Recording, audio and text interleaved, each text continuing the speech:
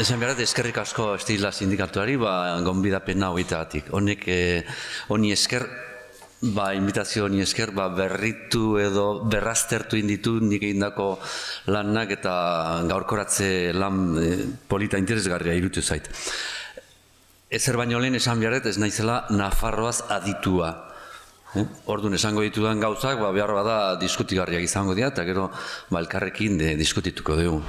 Eta titularen izena edo nondik datorren, segurazki hizkuntzalaritzan ezagutzen duzuen komisen bizikletaren imagen hori, berak aspaldin, hizkuntzalaritzan elebitasunean aditua da, eta aspaldiz idatzi zuen elebitasuna, bizikleta bat antzekoa zala, persona batek errueda batekin edo bizi litekela, bi erruedekin hobeto, biak ondo orekatua balin badaude, eta batez ere bizikletak egiten duenak eta zer egiten duen ondo baldin badaki.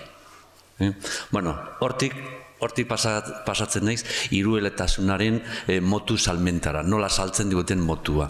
Orduan bizikleta eta motuaren broma hori besterik ez, eta onartuko diazue. Esango ditudan gauzak alik eta gehien oinarrituta pentsatzen dut izango diala, informeak, txostenak, ikerketak eta kontuan hartuta. Lehenengo, 5. inkesta soziolinguistikoa Euskal Herrian eginda, bai erkidego autonomikoan, iparraldean eta Nafarroan, ikusteko, betik hasiko naiz esplikazioa ematen, euskararen gaitasuna eta erabilpena nola dagoen. Hemen ikusten duzue, Nafarroari dagokienez, ikusten duzue, gaitasuna, euskara ezagutza, 9,11 hortan azken 20 urtetan nola dagoen, 10,11 ingurun. Iparraldean gesten dijoa, Nafarroan pixkanaka jotzen, eta erkidego autonomikoan igotzen nabarmenki. Hala ere, erkidegoan 32 besterik ez da gaitasuna euskaraz hitz egiteko. Nafarroan 10. Orduan jasten geha defizit batekin edo arazo batekin. Erabilpena beste aldetik, esango duke Nafarroan gesten dijoala, pixkana gesten, iparraldean nabarmen gesten, eta erkidego autonomikoan igotzen. Orduan erretrato hori nahiko... Beste erkidegoekin konparatzen badugu, ikusi dezakegu, Katalunian, bai Balearretan, Valentzian, Galizian, komunitate horietan, gehien bat jendeak 90% ulertzen du, hitz egiten du. Ez da gure kasua horrela, hemen ikusi, erkidego autonomikoan, Euskal Herriko erkidego autonomikoan, hitz egin 32, ulertu ia erdik, eta Nafarroan hitz egin 10, ulertu 18 ingurun. Erretratoa ikusten duzuenez, ez da oso positiboa, ez da postutzeko txalotzeko erretrato bat. Gero ditugu, ereduen plangintza, ez da? Hor lau eredu, A, D, G, eleanitza, erkidegoan A, B, D, X. Hemen ikusten dugu azken urte hauetan, 2008-tik 13-ra, G eredua gesten, A eredua ere gesten, D eredua pixkana gesten, eta igotzen dana izugarri da eleanitza. Orduan ja eleanitza eta D eredua ia parian daude. Eleanitza da PAI programa hori, euskera, gaztelania eta ingelesa. Kanpotik etorri direnentzako, edo behar bada ez ondo ezagutzen ez dutenentzako, esango genduke G eredua dela 0 euskeraz, ezerrez. A eredua da, gai bezala, ordu bete bat egunero edo 4 ordu astean. D eredua da, euskera beikularra, euskera ikasteko bidea. Orduan gehiena edo iadana euskeraz egiten da. Eta eredua, eleanitz eredua, izango da, 3 parteka edo proporzio diferente batean, euskera, gaztelania eta ingelesa. Beste komunitatekin konparatuz, Euskal Herrian D eredua 71, Nafarroan 24, Galizian lehengo datuak dira, hemen eredu mistoa, erdi eta erdi, batzutan esatu dute galeguak zomen dute garbi esaten edo baietze ezetz, eta hemen ere badirudi eredu aldakorra dela. Valentzian 30, Katalunian dana katalanez egiten da, immersio programa, eta Balearretan 78. Badirudi Nafarroan D eredua jartzeko edo asmoa dagoela, ikusiko dugu, zertan gelditzen den. Baina Europarekin konparatzen badugu, nire lehenengo impresio hau ikusten detenan, da ez dugu Europari begira, ez dugu gauza asko imitatu beharrik, ez dugu gauza asko ikase beharrik antza ematen duenez. Eskozian begira, 1,5 besterik ez, medium education, hizkuntz minoritarioan, jo dezagun Nafarroan edo izango litzake dan euskeraz egitea, edo nagusiki euskeraz. Orduan, hizkuntz minoritarioan egiten den irakaskintza 1,5, Irlandan 25, Walesen 22, Frisian, Holandako iparraldean 20 besterik ez. Euskal Herrian 75, Katalunian 100. Orduan, Europatik ez dator oso eredu interesgarria. Ereduen evoluzioa erkidego autonomoan, Euskadiko erkidego autonomoan, ikusten duzu D eredua etengabe igotzen dijoala 1983tik gaur arte. Orduan, 30 urtetan evoluzioa eman da, eta gaur egun D eredua dena euskeraz. 75% da. B eredua, eredu mistoa, erdia euskeraz, erdia gaztelaniaz, 20% da. A eredua, ia dana gaztelaniaz, 4,7. Eta X modelua, erkidego komunitatean, 0,5. X da 0, ezerrez. Egindako hausnarketa bat bitez, azkeneko urte hauetan, ikusten dugu 2004tik 2014era, azkeneko 10 urte hauetan ikusten dugu pixkanak etengabe urtez urte puntu erdi bat igotzen dela D eredua. Urtez urte puntu erdi bat igotzen. B eredua, mistoa, gaztelania eta euskera, gesten puntu erdi bat urtero. Eta A eredua berdin. A eredua da dana gaztelaniaz. Martxa honetan, prebizioa eginez, urrengo 10 urtetan, 2024ako erkidego autonomoan, Euskadiko erkidego autonomoan, Komunidad Autónoma Vascan, prebizio hau egin daiteke. 88 D ereduan, dana euskeraz. A eredua, gehiena gaztelaniaz, ia desagertuta egongo da, eta B eredua, mistoa, euskeraz gaztelaniaz, 10 izango da. Orduan, prebizio ereduen jarraipen hau eta prebizio hori ginez, badirudi, hemendik 10 urtera, ia nagusiki. Ia 80 D eredua izango da, dan euskeraz, eta 10 bat izango da mistoa, euskeraz eta erderaz.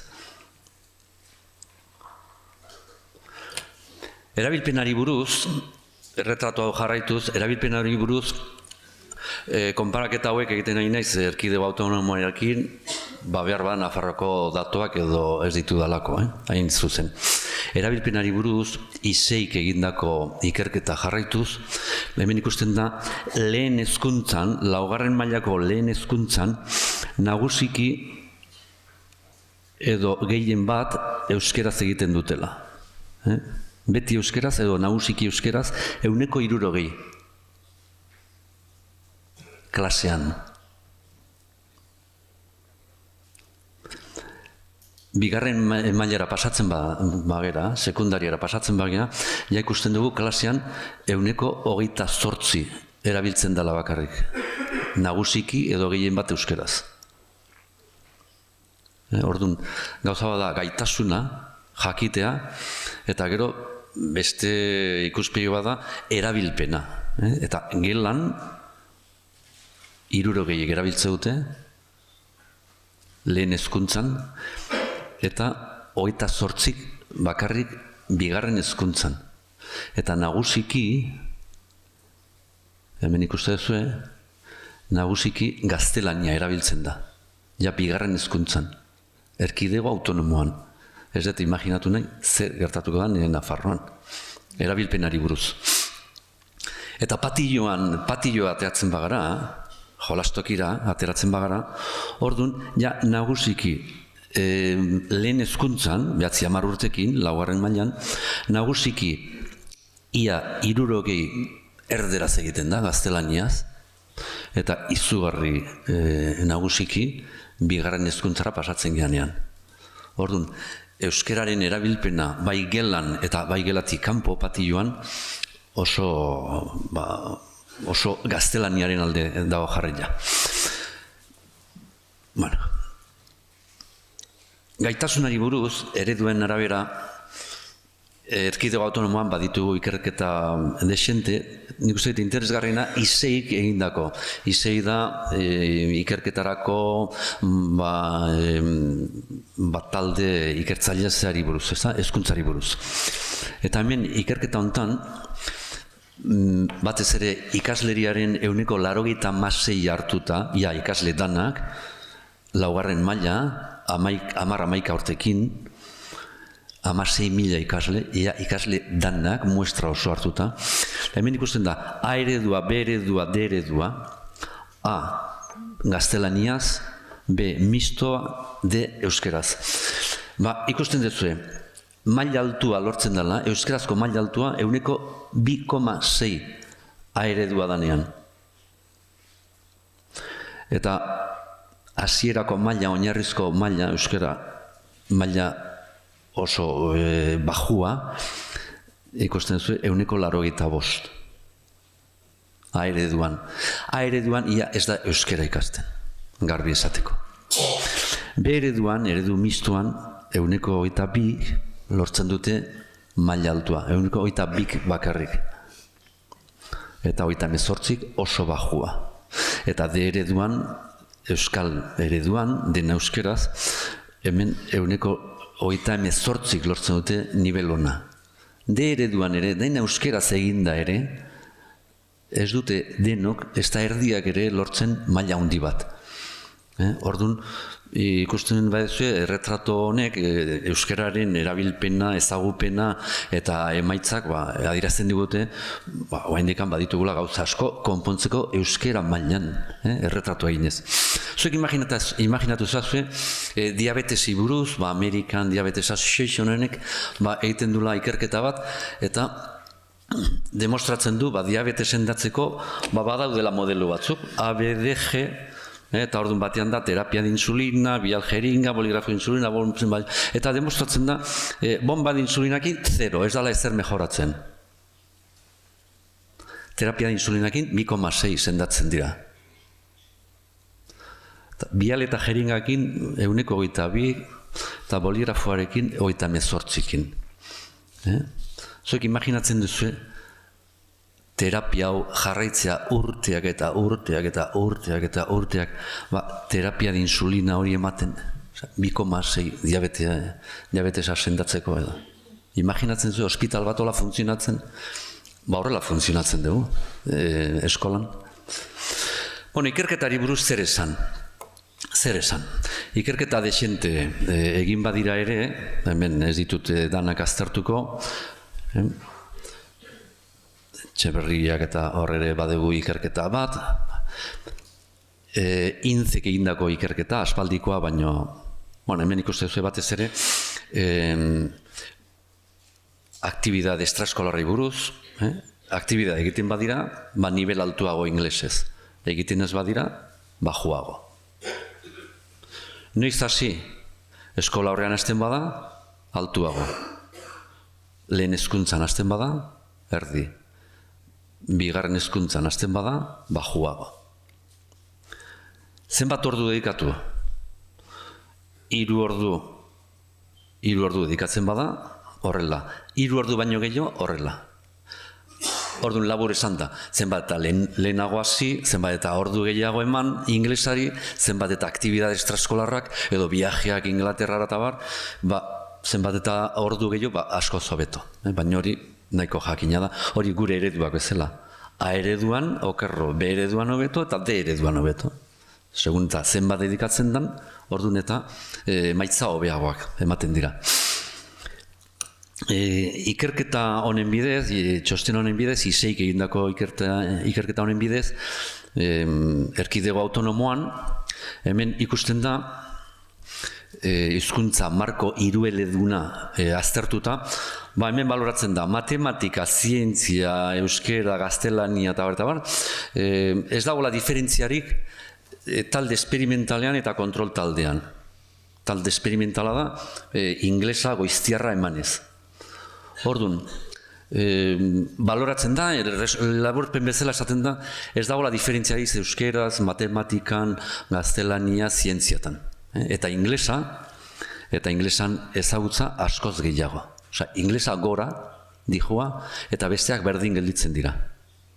Eta oso korrelazio indartsua dago, inglesa eta zenbat ordu eta zenbat aktibidade, eta intzek egindako ikerretaren arabera. Orduan, badirudi gauza hortik dijoala. Inglesa goiziarra jartzen bada, programa hirueledunarekin, inglesa hobeto ateratzen da. Eta besteak berdin gelditzen dira. Edo gaztelania, ikerketa baten ondoren, Itziarre Lorzak egindako ikerketa batean, badirudi gaztelania pixka bat hobeto ere bai. Lasaga Basterrek egindako ikerketari buruz, honek ere berdintxu dio. Gauza jakina suposatu egitekena, ez da? Zenbat eta ordu gehiago dedikatu inglesari, inglesa orduan eta hobeto. Hori garbi dago. Orduan, ikerketa gutxi izan da inolako ondorio kaltegarririk. Ez dago ondorio kaltegarririk euskararerako edo beste gaietarako. Orduan, ez dago zergatik kexatu behar, edo bai. Inglesezko jarrera hobetzen da eta euskarazko jarrerak antzekoa dira eta inongo kalterik ez. Hala ere, hor badaude, ikasketa goiztiarra ez da bide bakarra. Hemen ja daude zalantzak, ez da? Beranduago hasita 2 urtetan paretsu gelditzen dira. Lehen hezkuntzan hasten bada, paretsun. Orduan, zertarako hasi lehenago, ez da? Aztertzen eta ikertzen jarraitu behar da, ezagupen sistematikoa falta da, 3. hizkuntza ikastea eta 2. hizkuntza ikastea ez dira gauza berdinak, ikasleen formakuntza oso urrun dago. Ikasleen formakuntza ikerketa honetan, hor demostratu zuten edo ikusi zuten, inglesa emateko irakasleria ez zegoela prestatuta. Orduan, zein modutan, ingleseko irakasleak ondo prestatu gabe eta aurrera programa egiten nahi dian.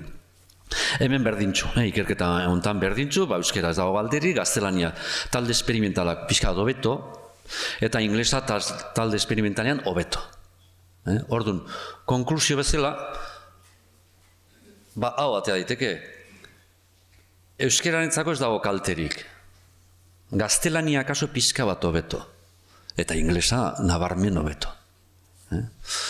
Baina, klaro, euskerarentzako ez badago aldirik, ez badago aldaketarik, ez dago kalterik, hori bakarri falta zen, euskararen kaltetarako izatea.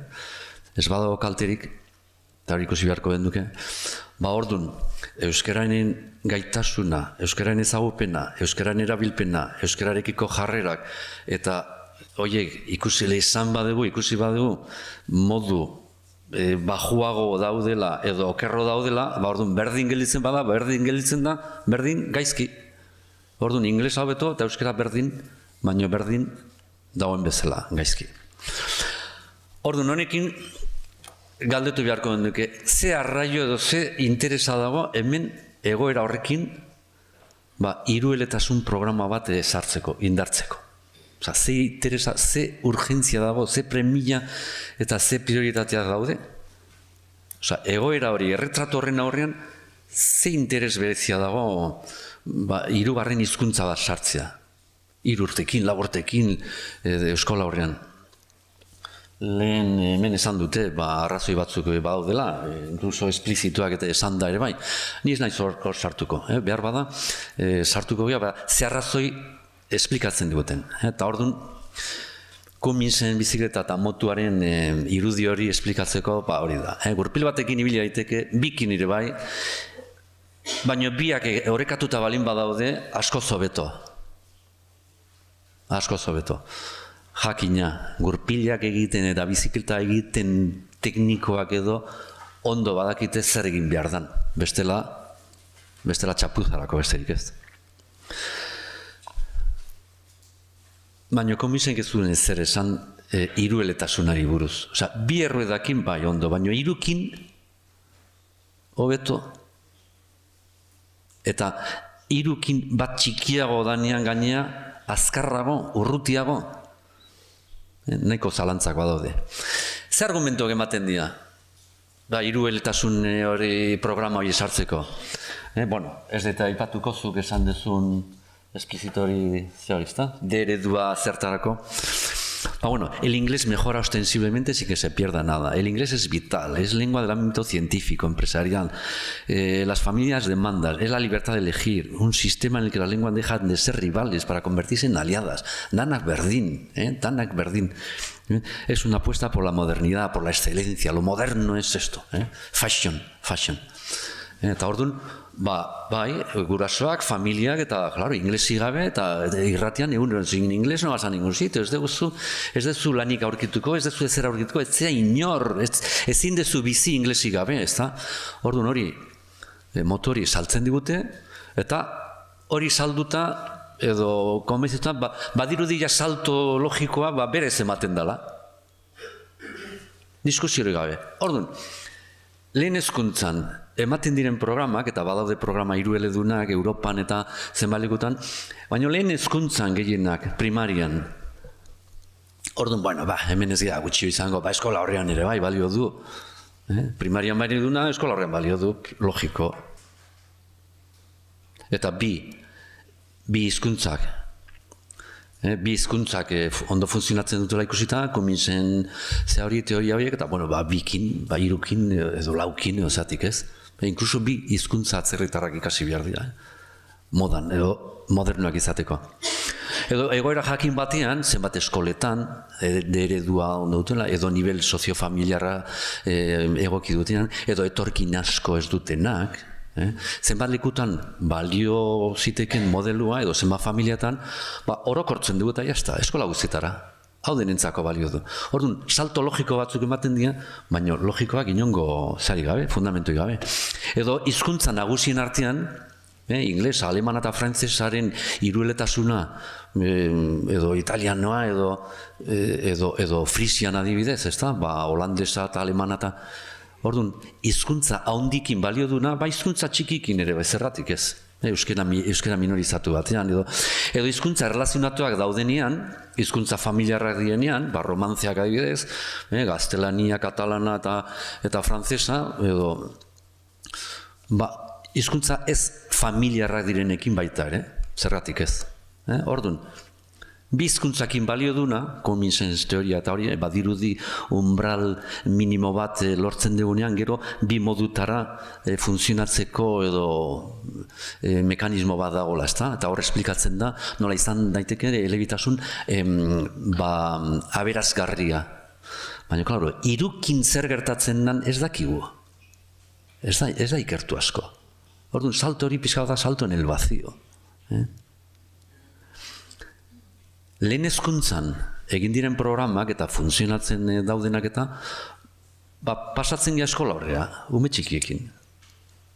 Orduan, hemen lehen hezkuntza ondo indartuta, ondo bermatuta daudenean, ingelesarekin hasi, edo eskola horrean, oraindik hastapenetan gaudenean, euskera hizkuntza minoritario bezala, hastapenetan gaudenean ondo sendotu gabe, bermatu gabe dagoenean, hor sartu beste hizkuntza bat. Ez da berdina. Eta ze perspektiba ditugu Europan? Katalunian primary school, lehen hezkuntzan. Basque Country, gu beti excepzioa. Eta gero, gaina, gu geoni botatzen diogu burua, eta eske egiten da Europan, eta juten zea Europan, eta Europan esatu dute, zuek zeate eredua. Eta guk esatu dut, eske Europa hau da modernidadea, gu gea. Edo Frisian, Trilingual primary education. Lehen hezkuntza, beti lehen hezkuntza.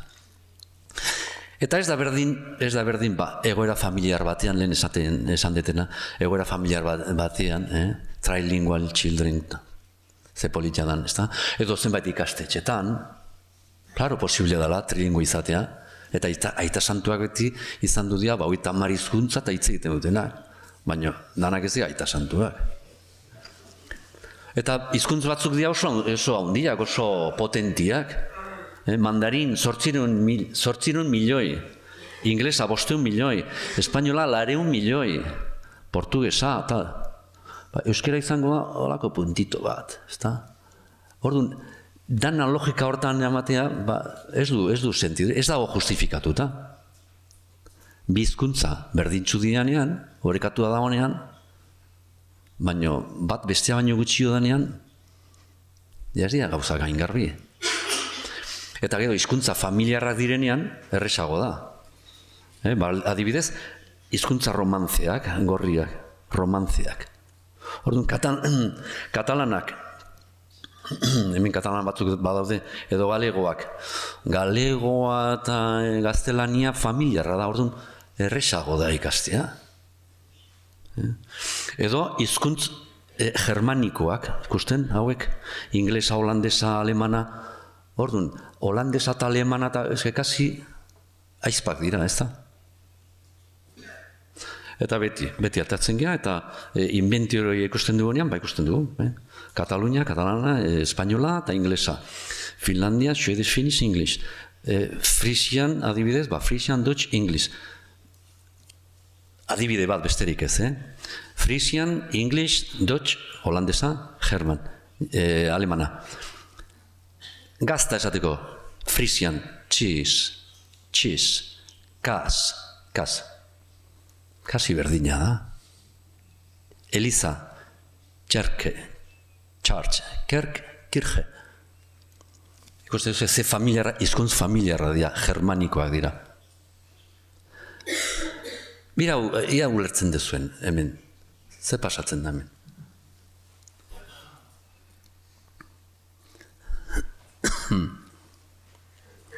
Ulertzen da, zerbait? Gizarte zibilak azken agurra eman dio Kasalri.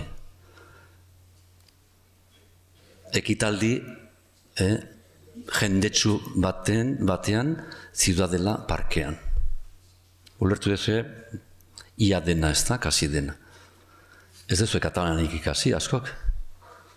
Ez da, familiarra dira, lehenguzu dira. Bueno, gero, ja tono bat emate bai jozue, ja pixka bat imaginazio batekin, da entzutagatik, inkluso acentua ere lortu dezakezue. La società civil dona l'ultima deu que salts en un acte multitudinari al parque de la Ciutadella. Ja, sencillísimo. Probatu honekin, a ber. Euskera ikasi ez dezuenok, ze ikusten dezu hemen? A ber, Lois. Alba. Iván. ¿Qué se entiende aquí? ¿Acaso una palabra, no? Jaurlaritza. Jaurlaritzak, que tiene una K además, jaurlaritzak. Plural.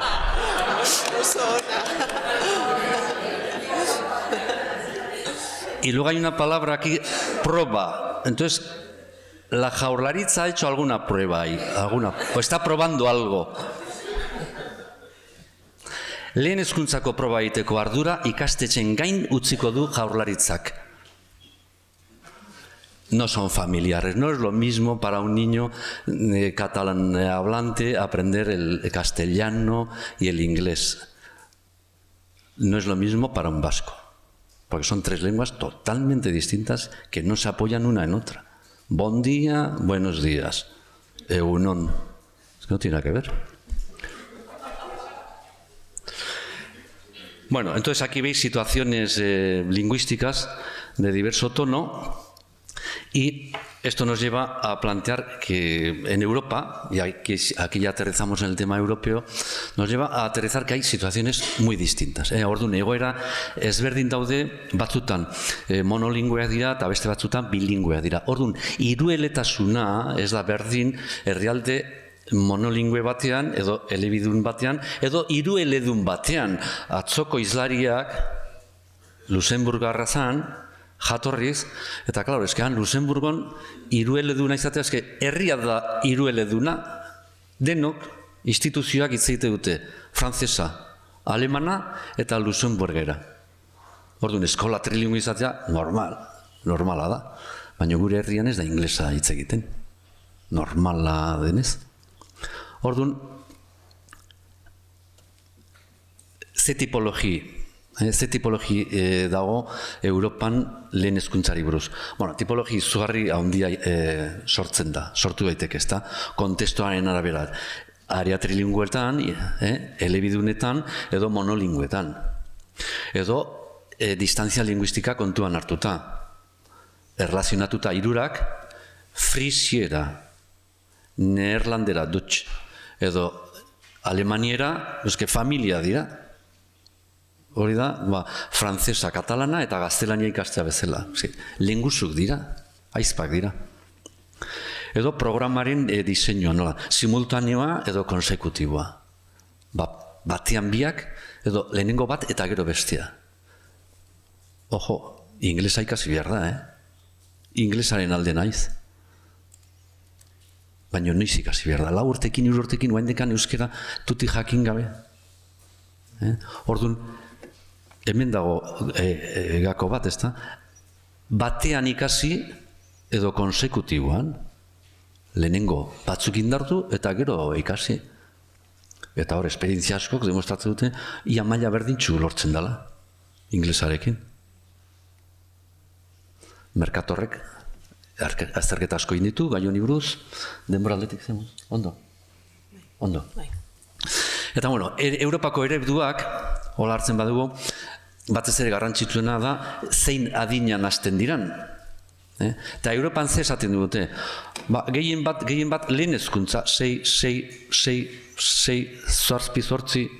eta bakar batzu daude, ez dira, kasualidadez beti dira, Katalunian, Ladinian baitare, Frisian, baina benik uste duzu, 3 lehengusua dira hizkuntzak, eta gero, Valentzian, eta bueno, las 3 Marias, Valencia, Baleares eta Galizia. Beti kasualidadez, beti leku horietan, bueno, eta Nafarroan ere bai, garai batean. Eta Euskal Herria, ipar gure autonomian, 4 urtekin. Orduan, gehien bat, Europara begiratzen badugu, Europan esaten digute, lehen hezkuntzan hasi, primarian hasi. Primary education. Gugea, hemen, gugea más papistas que el papa, orduan. Eta batez ere Euskal Herrian. Bueno, honekin jatopatzen gea, Europako Kontseiluak emandako txostena, justu hau abenduko dokumentazioa, abenduko datua da, eta Europaren balorazioa, Europako Kontseiluko balorazioak ze esaten dugu. Esaten dugu gauza garbi bat. Beren informean esaten du, azken urte hauetan, izugarri mejoratu dela Espainian hizkuntz minorizatuen egoera, baina mejoratu bada ere izan du da komunitate autonomek egin duten lanagatik, ez estatuak landu duenagatik.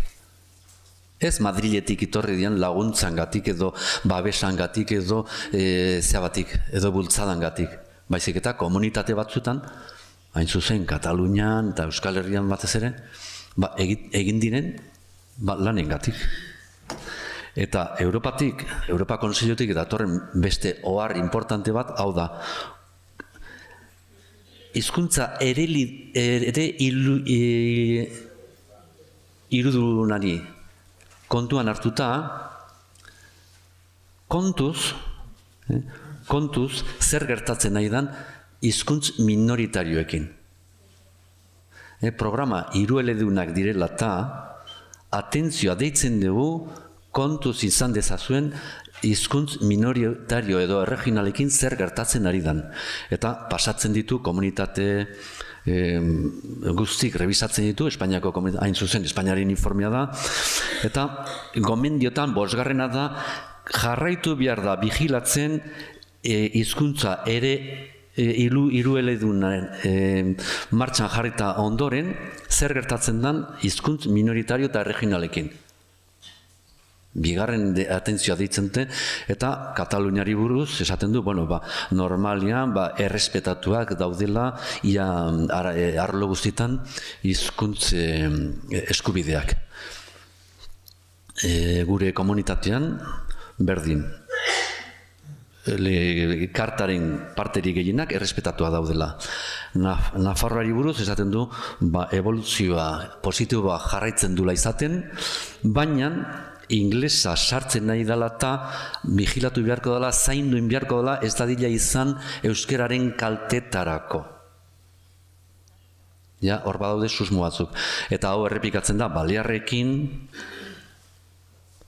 ez dadila izan katalanaren kalte, Valentziarekin ez dadila izan valentzianoaren kalte, eta Galiziarekin ez dadila izan galegoaren alte. Hizkuntz hirueleduna sartzerakoan kontuz ez dadila izan. Orduan, Europatik zer dator? Lehenengo, eredu gutxi guk kopiatzeko, eta gero Europa Kontseilutik atentzioa deitzen digute, esanez, kontuz programa hirueledunaekin ez dadila izan hori hizkuntz minoritarioen kaltetarako. Eta bukatzeko, iakasi bukatzeko, gero hemen falta da ginda bat. Eta orduan, ginda hau izango litzake, galdera hau, ez da? Elebitasunak, edo hirueletasunak funtzionatu liteke, hori manejatzen duna, edo hortaz ari direnak ondo egiten badute bere lana. Ondo egiten badute. Eta ni okerez banago, hemen emandako paiari txostena jarraituz, el primer diagnóstico sobre la implantación del programa de aprendizaje de inglés PAI, okerez banago, berriro esaten dut, ez naizela Nafarroan aditua, el balance de los últimos años, 14, 15, 16, según los técnicos de la sección de inglés, dice, la mayoría de los informes técnicos no aconsejan el programa. Solamente el 10% de los centros tiene una valoración positiva, 2 de 11. El 76% de los centros, una valoración previa no aconsejable. Informe desfavorable por parte de la inspección. No hay informe de valoración previa. El 75% de los técnicos de inglés no aconsejan, y en casi la tercera parte de ellos tampoco la aconsejaban. Orduan, programa horiek jartzen badira, eta gaina gaizki jartzen badira, orduan, resultadoa izan behar du ezin okerro. Orduan, programa hirueleduna edo burla bat besterik, ez da? Broma bat besterik, ez da? Proposamenak egiteko eta nola, gero, hurrengo izlariak didaktikari buruz eta hitz egingo dute, behar badanik labur bakarrik esango dut, gurea baloratu behar digula, lehenengo, babes gehiago behar du euskerak gure herrian, ikuspegi negatibo hori, defizitario hori konpensatzeko, bermatzeko, indartzeko, babes gehiago behar du. Behar bada, Galizian edo zenba batzuk, eta hau zuengatik dijoa, Luis eta Alba, eta Asturian era, eta beste hizkuntza minoritarioei buruz baitare, hizkuntza minoritarioiek zer egin edo zer, lehenengo babes gehiago behar dute. O galego necesita más protección. El gallego necesita más protección. Galician language needs more protection. O galego necesita más protección. El gallego necesita más protección. Galician language needs more protection. O galego necesita más protección. El gallego necesita más protección. Galician language needs more protection. O galego necesita más protección. El gallego necesita más protección. Galician language needs more protection. O galego necesita máis protección. El gallego necesita máis protección. Galician language needs more protection. O galego necesita máis protección. El gallego necesita máis protección. Galician language needs more protection. Orgullosos do noso, orgullosos do galego. Orgullosos do noso, orgullosos do galego. Orgullosos do noso, orgullosos do galego. Orgullosos do noso, orgullosos do galego. Orgullosos do noso, orgullosos do galego. Orgullosos do noso, orgullosos do galego.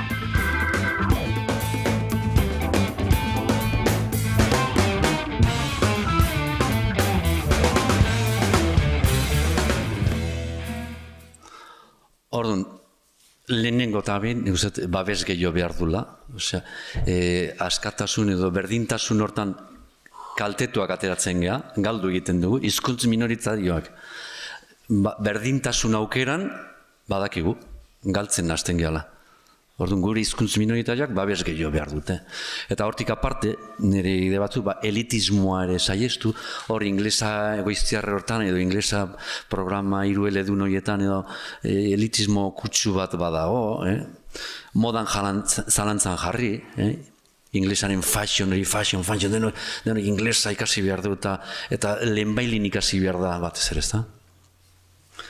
Ebalotu behar da, ondo, lehenbailen, eta demostratu, batez ere hemen, sekulan ikusi duten ikerketa hau da. Zer gertatzen da, lehen hezkuntzan hasten bagea? Edo 8 urtekin. Ez dugu, konparatu inoiz. Beti izaten dugu, 4 urtekin hasi ez dakiz ere hasi, baina ez ditugu bi talde, edo konparatzeko, 8 urtekin zer gertatzen den, ikusteko. Eta batez ere, ateatzen bazaigu, euskera berdin gelditzen dela, baina zeinik behar du protekzio gehiago, ez da? Lehen hezkuntzan hasi, da nire asmoan, generalizazioaren arazoa, leku batzuetan balio du naiz du nahitan ez bestean hasi behar, eta nola egin, hor sartzen bagera, nola egin, mekaniko onak, aditu onak, irakasle onak, non daude irakasle horiek ondo prestatuta, ez da? Eta nola egin, gero, beste izlariak eta nola hitz egingo duten, ahi gutziko diogu elkarrizketa. Eskerrik asko. Hoxe.